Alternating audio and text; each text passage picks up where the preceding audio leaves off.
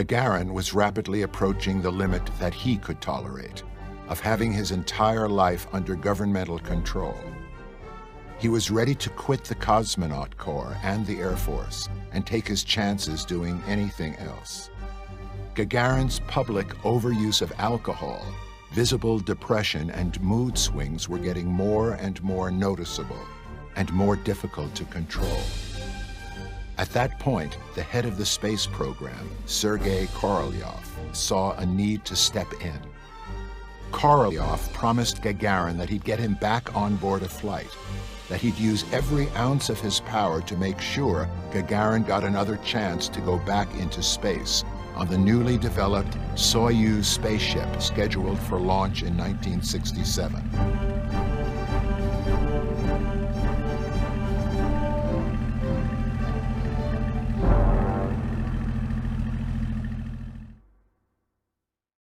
However, on January 14, 1966, Sergei Korolyov went into a Moscow hospital for a routine, minor surgical procedure.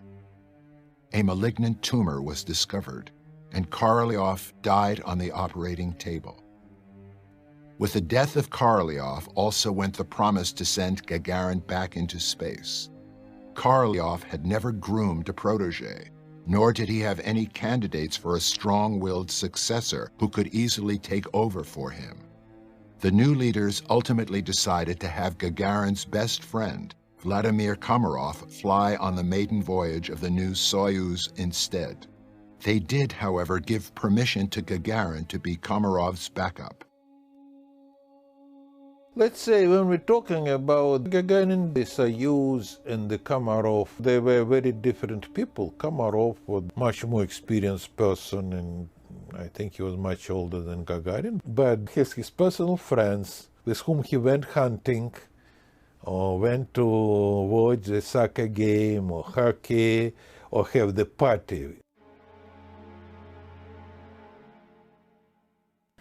There seems to be no question from the documents I've seen that Yuri Gagarin and Vladimir Komarov were the absolute best of friends and really did love each other like brothers. I'm quite sure that Gagarin saw Komarov as the proverbial big brother he never had. I'm also sure that no one in the space agency in the post-Korolyov era had the guts to let Gagarin risk his life on another space mission, but that putting these two cosmonauts together on this maiden flight of the Soyuz was the next best scenario. Everybody already knew that Gagarin was grounded, never to fly again. But this was a way to keep him thinking he was active in the cosmonaut corps, at least for the time being. Since this was to be the maiden flight of the first newly designed rocket in the post-Korolyov era, the space agency set up a highly complex mission involving two Soyuz spacecraft being sent up at roughly the same time, and involving a total of 4 cosmonauts, along with a double spacewalk and transfer of cosmonauts from one ship to the other. Gagarin and Komarov demanded they be the ones to test and inspect every aspect of this new spacecraft and capsule. During their inspection, both Gagarin and Komarov found several design flaws with many of the switches and wiring, which would most certainly lead to a catastrophic failed mission if this problem occurred in space.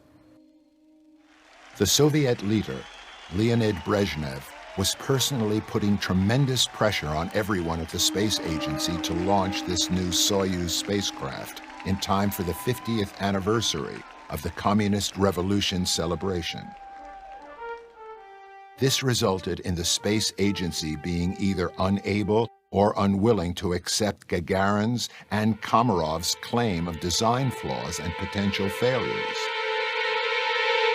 Gagarin and Komarov even went so far as to write a personal letter to Brezhnev, appealing to him to not use the spacecraft, detailing its more than 200 problems and requesting that the flight be postponed. That letter was personally delivered to the Kremlin, but the letter mysteriously disappeared shortly afterwards. Once again, Gagarin stood toe-to-toe with the inflexible and impersonal Soviet machinery that cared less about saving the life of his best friend and more about the image of the great empire.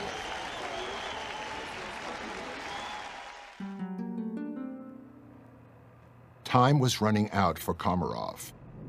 Of the 4 unmanned test launches of the Soyuz before Komarov's flight, all 4 were failures, having exploded on the launch pad or shortly after launch.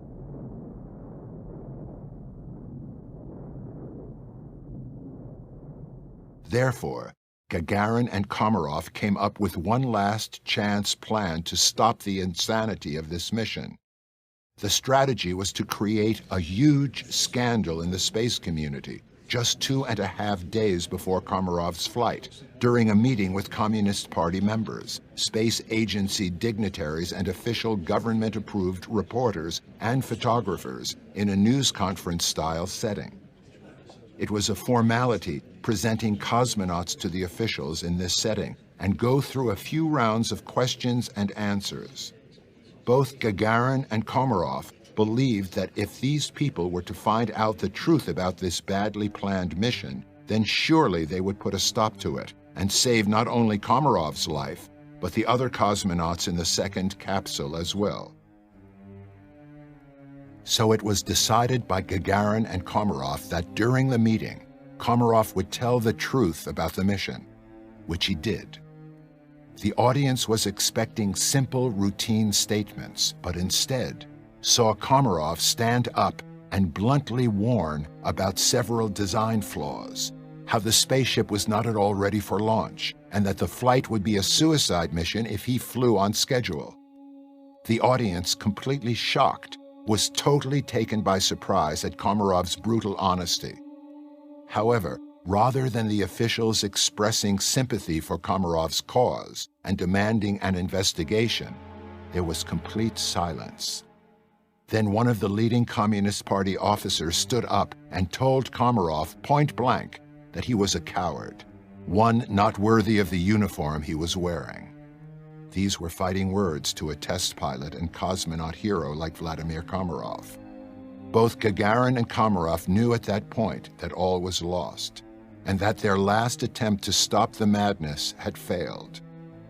Komarov looked up at all assembled and responded, quote, "I am ready to fly at any time and on any day," end quote. For someone like Vladimir Komarov to have the guts to go into space without a spacesuit, then to be called a coward for not wanting to go on a suicide mission, that certainly must have put him over the top. I've seen a report where Komarov's friends admitted that Komarov laid out all the details of his impending flight and the dangers involved to his wife. The wife was reported to have told him to refuse to go, and his response was that if he refused to go, then Brezhnev would send Gagarin up in his place, and it would be him that would surely die. Komarov really thought that was unacceptable and felt that Gagarin needed protecting.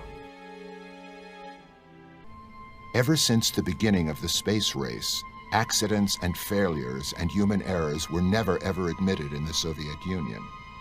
When they did occur, they were completely covered up, erased from existence by the propaganda machine of the totalitarian Soviet regime.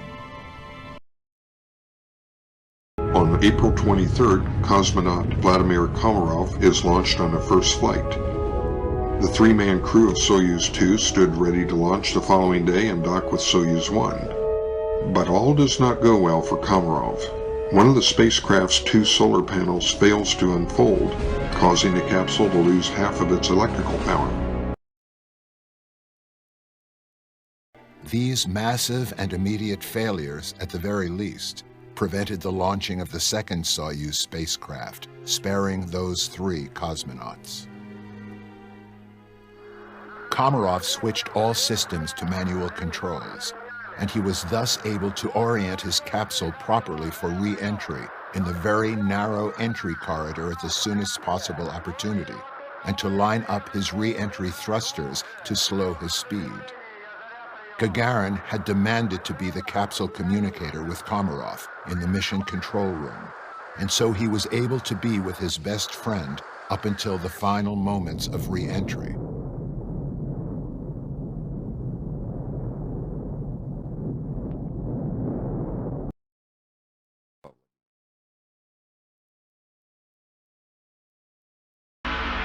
But during the descent, the parachute fails to deploy, and the spacecraft slams into a field at 400 miles per hour.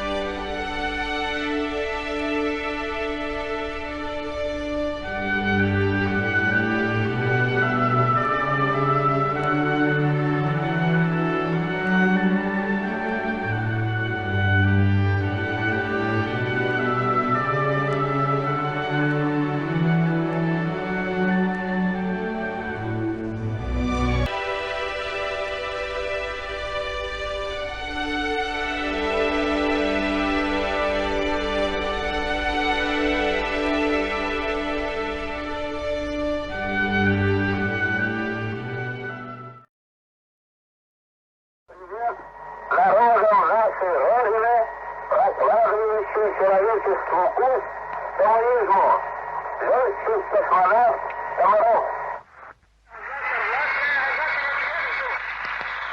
Коммунизму.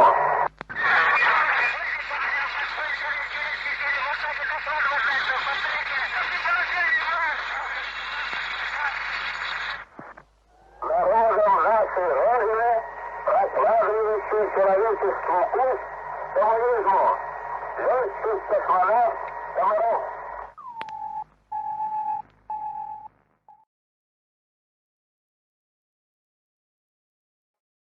So, figuratively speaking, Gagarin and Brezhnev went eyeball to eyeball over what to do with Komarov's death. After all, the Marxist-Leninist communist philosophy was that of never admitting any failures or accidents, and never before in the 50-year history of the Soviet Union had any major accident or failure ever been reported and made public, especially not in the middle of the celebrations marking the 50th anniversary of the Communist Revolution.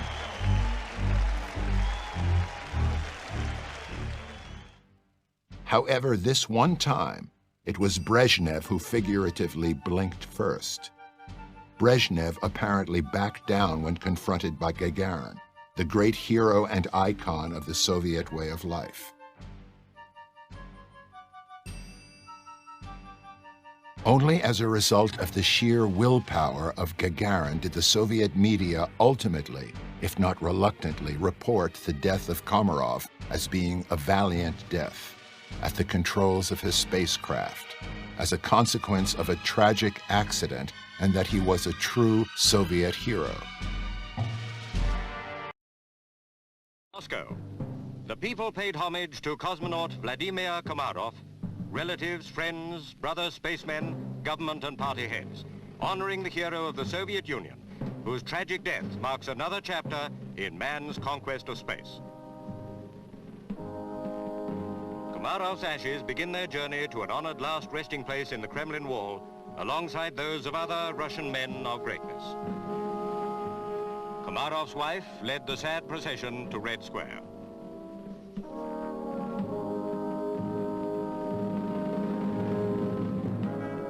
Pioneer spaceman Gagarin paid tribute to his comrade as the urn containing the ashes was carried to its final home. Vladimir Komarov, cosmonaut, husband, father, and hero of the Soviet Union, had given his life.